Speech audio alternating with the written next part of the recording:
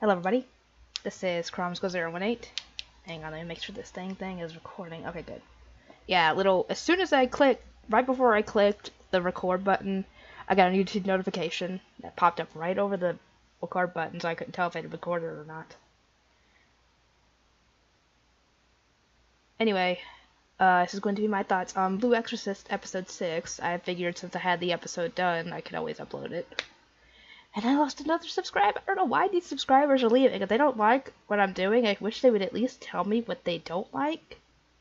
Like, if they're waiting on a certain reaction series, then they tell me so I could get it done. You know? Because, obviously, I want to know what I'm doing right and wrong on my channel. So, actually, if you guys want to tell me what I'm doing right and what I'm doing wrong, that'd be great. Because that'll help me figure out what to not do and what to do on my channel, you know? Anyway, and just so you know, I do take criticism really well. Because it's obviously, it's something I can improve on. Maybe, depending on what it's about. Because if it's about, like, camera issues or something, then I don't know what to tell you, because I can't afford to get a new camera or something like that at this point, because, well, many of you already know that I'm going to be getting married next year, and I need to save my money up for not only the wedding, but to get an apartment, or rent a house, or whatever we decide to do. So yeah, I can't afford to buy new equipment at this point, or new games or anything like that. Anyway, this episode actually shows off one of Ren's skills, something I didn't even know he could do. Anyway, we find out that apparently it makes sense since it's a private school, and most likely rich people would be going, so it makes sense that the food there is expensive. And they are apparently given an allowance each month, which is barely anything. I don't know, I can't remember what he said it was, but essentially it would be enough to get maybe a basic meal at the cafeteria, and that's it. It'd be done with their allowance for the month. And that's essentially for the two of them. So half of that for both of them, essentially. I think that's how it is. Anyway, yeah. Yukio, I can't remember, it's been so long since I've seen the show. Actually, tomorrow I do need to do some more Blue Exorcist, so yeah, I got that to work on. Anyway, his brother decides to come up with the idea. And instead of trying to buy the meals at the lunchroom, they make their own. And it makes sense. Because that would save, I'd probably spend like a quarter of the amount on the ingredients that it would cost to get something at the, at the cafeteria. And they get the stuff they need. Ren makes the meals. And apparently Ren's a good cook. That was the skill I was talking about.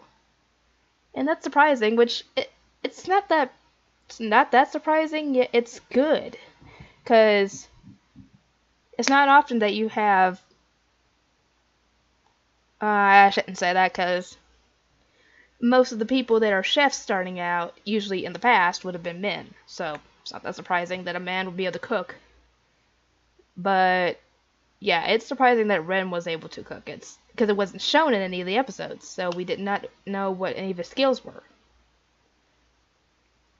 Anyway, Ren makes the meals, and they put them up for the next day, so they can get them in the morning.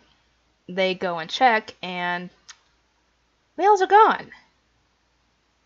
Ren thinks Yukio ate them in the middle of the night, and it wasn't him, and they actually find out that it was Mephisto's familiar. What was his name?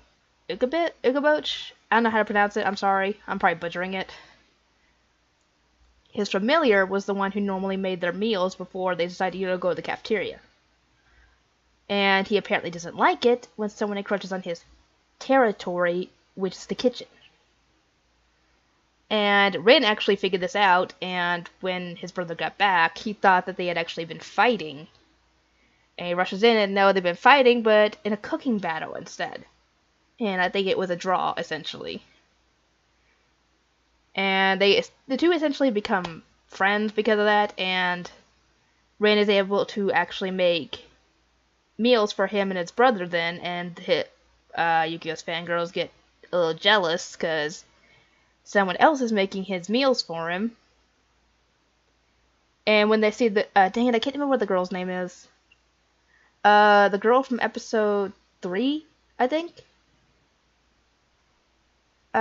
She comes over to give him some herbs or whatever from her grandmother's shop, her mother's shop, and the girls automatically assume that something's going on between them two, and especially since she ends up using the key, Yukio's key, to go back home through the other way. They don't see her leave, and they break into the building and throw away all the food that Rin and Ukuboch, I don't know how you pronounce it. They throw away the food that the two had made, and he don't take kindly to that, which I do not blame him. All that food you spent making, and it gets tossed out. Yeah, I'd be mad too.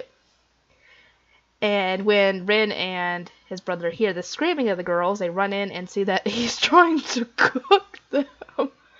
Oh my god, and Rin actually talks him down by telling him essentially, you're a chef, and so you want people to enjoy your cooking and say they liked it. So would you actually expect people to enjoy that?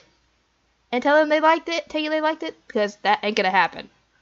And he calms down and goes back to his smaller size, and they get the girls out of there. And we find that this is all because Yukio would not eat their food. And thus Red forces him to eat all 3 meals. Which either makes him sick because the food wasn't made right, or he just ate too much. But he ends up in bed the next day. Oh, God. I think it's because he ate too much, because 3 freaking meals? That'd probably make anybody have a stomachache. Anyway, that's essentially how the whole episode goes. Which I actually enjoyed it. I thought it was really funny. Anyway, it's good that we find out some of Ren's skills because, oh, it's good that somebody can cook and they can fend for themselves. Because some people who can't cook are going to have a hard time fending for themselves when they live on their own. Because they obviously can't cook, and if they try and cook for their food, they're more likely going to make it wrong and probably get food poisoning because of it. Anyway, that's about all I have to say. If you guys have anything you want to talk about in the episode, feel free to do so. And I will see everybody next time.